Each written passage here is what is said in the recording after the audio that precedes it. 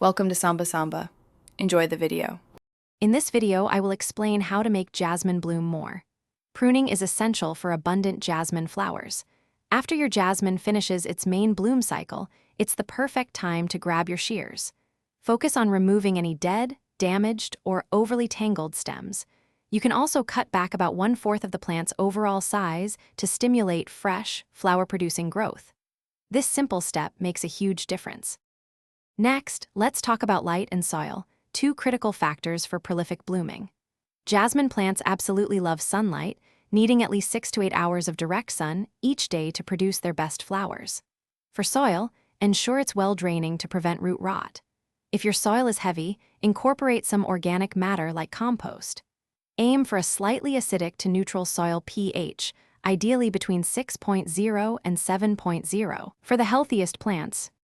Proper watering and feeding are also key to encouraging more blooms. Water your jasmine deeply whenever the top inch of soil feels dry to the touch, but be careful not to overwater, as this can lead to root issues. During the active growing season, feed your plant with a high phosphorus fertilizer.